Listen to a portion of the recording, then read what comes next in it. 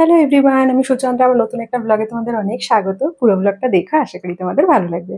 নীল ষষ্ঠীর আগের দিন আজ আমাদের নিরামিষ। নিরামিষ মানে পেঁয়াজ রসুনও খাবো না কিন্তু। সকালবেলা ব্রেকফাস্ট বানাচ্ছি। এখানে আমি দিয়েছি টক দই, কাঁচা লঙ্কা, ধনেপাতা কুচি, তার সাথে ড্রাই রোস্ট করা ওটস গুঁড়ো করে নিয়েছি, নুন পরিমাণ মতো দিয়ে না অল্প জল দিয়ে এটাকে মেখে 10 থেকে 15 মিনিট রেখে দেবো। অন্য সময় তো আমি এটার সাথে ডিম দিয়ে খাই, বাট যেহেতু এখন নিরামিষ তাই টক দই দিয়ে করছি। আর 1 চামচ ভাজা মশলা দিয়েছি। ভাজা মশলাটা কিছুই না, ধনে আর জিরে ড্রাই রোস্ট করে গুঁড়ো করে রেখেছিলাম। লাস্টে একটু আদা গ্রেট করে দিয়ে দেবো।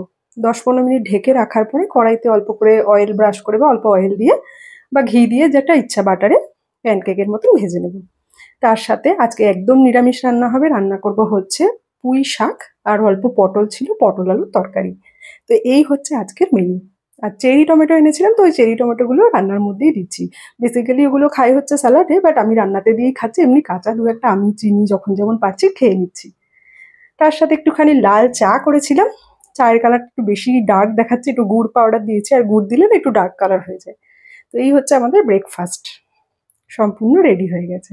চিনি রানিও নাকি ব্রেকফাস্ট বানিয়েছে, দেখো ওর ব্রেকফাস্টের প্লেটে কি কি আছে।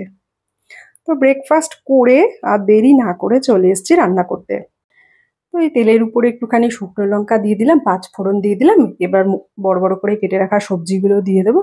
দিয়ে একটুখানি ভাজা ভাজা করে শাকটা দিয়ে দেবো, যেমন করে আর কি নিরামিষ পুঁই শাক রান্না করে। আর নিরামিষ পুঁই শাকে কিন্তু আমি সবসময় 5 ফোড়ন দিই, বা নিরামিষ অনেক শাকে আমি 5 ফোড়ন দিয়ে খাই। আমার বেশ ভালো লাগে 5 ফোড়নের গন্ধটা। আর নিরামিষ তরকারিতে তো খুব সুন্দর যায় 5 ফোড়নের গন্ধ।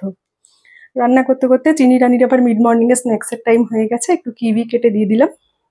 তো ও খেলছিল। আর কেমন দৌড়ে দৌড়ে আসে জানো, পড়ে গিয়ে ঠোঁটটা হয়তো কোনো ভিডিওতে 2-1 দিনের মধ্যে খেয়াল করে দেখবে ঠোঁটের এখানটা কেটে আছে, লাল হয়ে আছে, পায়ে হাত পায়ে কেটে সেগুলো শুকিয়েছে, কালো কালো দাগ হয়ে গেছে। রান্না বান্না হয়ে গেছে।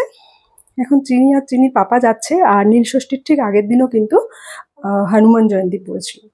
তো চিনি আর চিনির বাবা যাচ্ছে এখন ফুল আর মিষ্টি আনতে। তো দেখো দুষ্টুমি দেখেছো। স্মাইলি মাঝে মাঝেই এখন আমাদের ঘরে আসে, চিনির সাথে খেলতে খুব ভালোবাসে। তো আমাদের তো একদম নিরামিষ এখন পরপর 3 দিন, কিন্তু চিনি তো ছোট, ও একটুখানি ডিম টিম বেশ ভালো খায়, ডিম পনির। তো পনির পরে রান্না করব বলে ওকে একটুখানি ডিম সিদ্ধ দিয়েছি, আলাদা করে সিদ্ধ করে। লাঞ্চ টাঞ্চ করে আমরাও লাঞ্চ করে গিয়ে একটু শুয়েছিলাম। এখন সন্ধেবেলা একটু বেরোচ্ছি। পরের দিন যেহেতু নীল ষষ্ঠী, একটু সবজি, এই সবজি বলছি, ফল, তারপরে আরো যা যা পুজোর জিনিস লাগবে আনতে যাচ্ছি। এত গরম না, ঘেমে টেমে গেছি।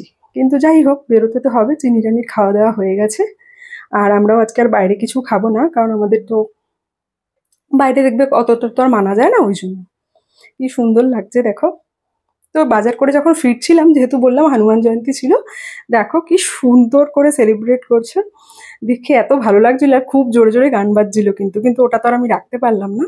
আর সাথে কিন্তু পুলিশও ছিল, যাতে কোনো রকম কোনো গন্ডগোল রাস্তায় না হয়। দাঁড়াও তোমাদেরকে হনুমানজির মূর্তিটা দেখাই। কি সুন্দর দেখো, কি যে ভালো লাগছিল, দারুণ দারুণ। মানে আমরা তো ওখানে দাঁড়িয়েই গেছি, সবাই দাঁড়িয়ে গেছিল, দাঁড়িয়েই গেছিলাম, মুগ্ধ হয়ে দেখছিলাম। আমরা মানে এর আগেও আগেও কয়েক বছর দেখেছি, বাট এবার একটু একদম রাস্তার উপরে সামনে থেকে দেখলাম আর কি। তো বাড়ি এসে সব গুছিয়ে একটু কফি আর সাবুর একটা স্ন্যাক্স পাওয়া যায়, যেটা খেতে ভীষণ ভালো হয়, ওটাই খেলাম। কারণ আজ পেঁয়াজ রসুনের কিছুই খাবো না। তারপরে তখন আবার স্মাইলি এসছিল, খেলছিল। আর আমি আর সন্দীপ দেখবো ওয়েব সিরিজ মামলা লিগাল হ্যায়। অনেকদিন আগেই বেরিয়ে গেছে, বাট আমরা এখন দেখবো। তার সাথে সাথে এই ব্লগটাও শেষ করব। তোমাদের কেমন লাগলো অবশ্যই জানিও। তোমরা নীলষষ্ঠী কারা কারা করছো জানিও কিন্তু। চলো আজকের মতন এই পর্যন্তই, আবার দেখা হচ্ছে নতুন একটা ব্লগে। টাটা।